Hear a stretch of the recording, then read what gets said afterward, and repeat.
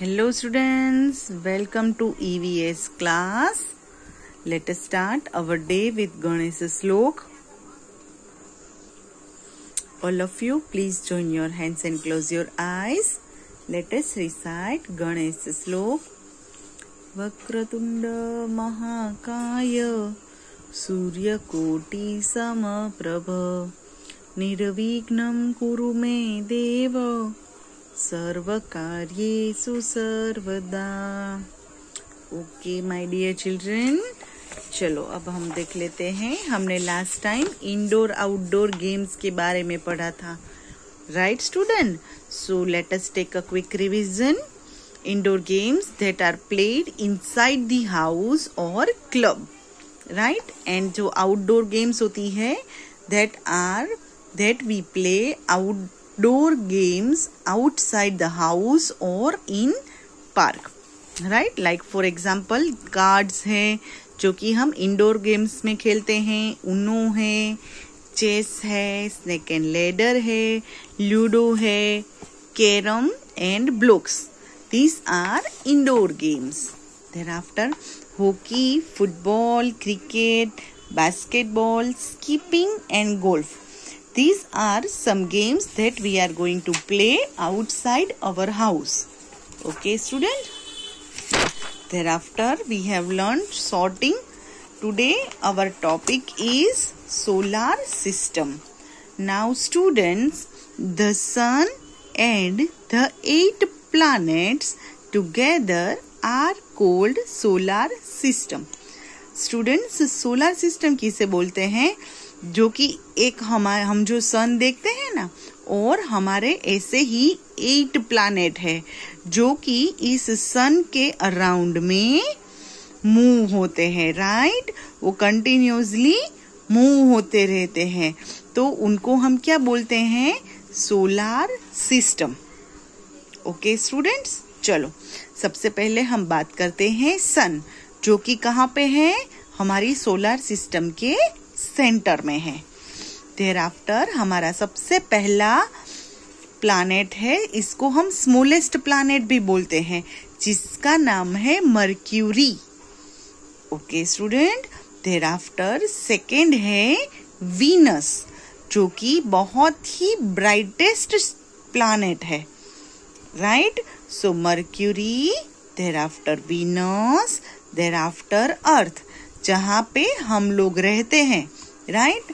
और पूरी जो सोलर सिस्टम है उसमें सिर्फ अर्थ पे ही लिविंग ऑर्गेनिजम्स हैं, यानी हम जो कुछ भी देखते हैं ना, ऐसी वाली लाइफ सिर्फ अर्थ के ऊपर है. Okay students. देयरआफ्टर नेक्स्ट है मार्स, जो कि हम देखते हैं ना, ये रेडिश कलर का होता है. आपने वो मूवी देखा है मिशन मंगल, देखा है? यस, तो ये है हम जो अर्थ पे से जो सैटेलाइट्स भेजते हैं ना मार्स के लिए, तो वहां पे मार्स पे रिसर्च करने के लिए भेजते हैं, ठीक है? तो मर्क्यूरी, वीनस, अर्थ, देयरआफ्टर मार्स. मार्स के बाद है जुपिटर, जो कि हमारी पूरी जो सोलर सिस्टम है उसमें सबसे बिगेस्ट है जुपिटर. ओके. जुपिटर के बाद है सैटर्न. सैटर्न को ऐसी वाली रिंग्स है, क्या है स्टूडेंट? रिंग्स है. सैटर्न के बाद है यूरेनस, और ये है नेपच्यून, जो कि सन से अभी भले ही हमें इसमें नजदीक दिख रहे हैं, बट ये सबसे फारदेस्ट है. Okay student. सो मर्क्यूरी सबसे स्मॉलेस्ट प्लैनेट है, ये सिर्फ जानकारी के लिए है. Okay student. ये है ब्राइटेस्ट प्लैनेट, ये है हमारा अर्थ, जो कि ग्रीन प्लैनेट्स भी बोल सकते हैं, ब्लू. देयरआफ्टर मार्स, जो कि रेडिश प्लैनेट है. देयरआफ्टर जुपिटर सबसे बिगेस्ट है. सैटर्न के पास बहुत सारी रिंग्स हैं, और यूरेनस और नेपच्यून बहुत ही फारदेस्ट, यानी बहुत ठंड होती है वहां पे. Okay student. ओके, अब इसको नाम याद रखने के सीक्वेंस को एक फ्रेज वर्ड्स में बताया है. राइट। जैसे my very easy method just speeds up naming. अब इसको अगर हम देखें तो माई से क्या होता है, मर्क्यूरी, वीनस, अर्थ, thereafter मार्स, जुपिटर, एस से सैटर्न, यू से यूरेनस एंड एन से नेपच्यून। तो आपको ये याद रखने का एक सीक्वेंस दिया है। ओके, एम से अगेन, एम से मर्क्यूरी, वी से वीनस और ई से अर्थ, एम से मार्स, जे से जुपिटर, एस से सैटर्न, यू से यूरेनस एंड एन से नेपच्यून। ओके, तो ये हमारी है solar system. Thereafter, let's learn water cycle. अब वाटर साइकिल मीन्स व्हाट पता है स्टूडेंट्स? कि हमारे अर्थ में से वाटर है वो इवोपरेट करके ऊपर जाता है, ऊपर क्लाउड बनता है, और फिर ये जब बहुत बड़े हैवी क्लाउड्स हो जाते हैं ना, तो वो एज अ रेन हमारी अर्थ पे आते हैं। अर्थ पे कहाँ पे आते हैं? अगेन वो लेक है, सी है, पोंड है, इन सबको फिर से फिलअप कर देते हैं। फिर से ये सन के हीट की वजह से है वो पानी क्या हो जाता है? इवोपोरेट। क्या बोलते हैं? इवोपरेट। और इस प्रोसेस को इवोप्रेशन, बोलो मेरे साथ, इवोप्रेशन। उसके बाद है कंडेंसेशन, बोलो कंडेंसेशन। ओके, देयरआफ्टर ये है प्रेसिपिटेशन, प्रेसिपिटेशन। ओके, चलो पढ़ते हैं। ये है सी, यहां से स्टार्ट करेंगे। Water from oceans, sea, rivers etcetera get heated by the sun's ray. The heat turns water into vapor. Yes, like when your mom heats water and steam rises. आपको पता है मम्मा जब पानी गर्म करती है गैस पे, राइट, तो उसके बाद वो वाटर क्या हो जाता है? उबलता है, तो उसमें से स्टीम निकलती है ना। बट कुछ इसी ही तरीके से बच्चों, ये जो सन की हीट की वजह से है ऐसी स्टीम निकलती है, और इसी स्टीम जब वो ऊपर जाती है वेपर के फॉर्म में, तो उसे बोलते हैं evaporation. The water goes up as a vapour. अब देखना, स्टीम ऑलवेज कहाँ पे जाती है? कौन सी डायरेक्शन में जाएगी? अपवर्ड डायरेक्शन में।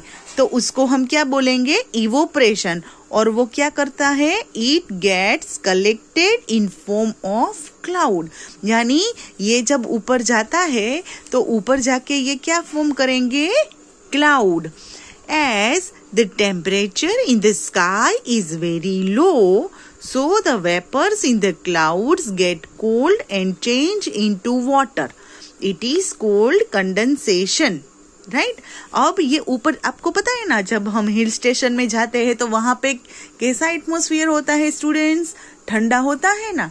बस कुछ इसी तरीके से जैसे ही हम ऊपर की ओर जाते हैं तो वहां पे टेम्परेचर है वो लो हो जाता है। इसकी वजह से क्या होता है? ये जो वेपर होते हैं ना, राइट, वो क्या हो जाते हैं? वो वेपर है वो वाटर में कन्वर्ट हो जाएंगे, और इस प्रोसेस को कंडेंसेशन बोलेंगे, राइट।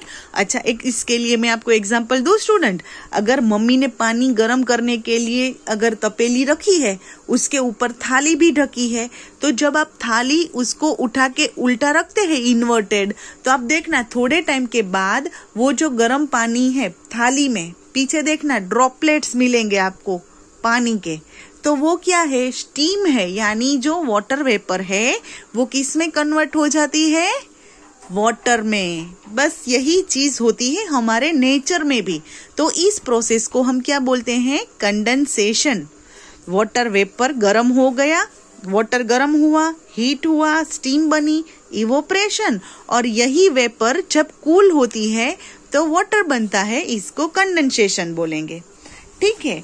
फिर आता है when this cloud become heavy, and could not hold more water. It rains or snow. It is called precipitation. यानी जब ये क्लाउड में पानी बहुत भर जाता है तो वो क्या हो जाता है, बर्स्ट हो जाता है.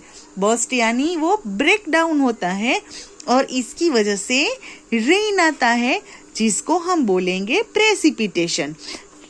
स्टूडेंट, रेन है वो अर्थ पे आता है और हिली स्टेशंस होते हैं, हिल स्टेशन है या फिर बहुत ठंडी वाली जगह पे होती है, तो हमारी फ्रीज में कैसे आइस फॉर्म हो जाता है ना, वाटर रखते हैं तो बस उसी क्लाउड में क्या हो जाता है, बहुत लो टेम्परेचर की वजह से वहां पे स्नोफॉल हो जाता है क्योंकि वाटर फ्रीज हो जाता है.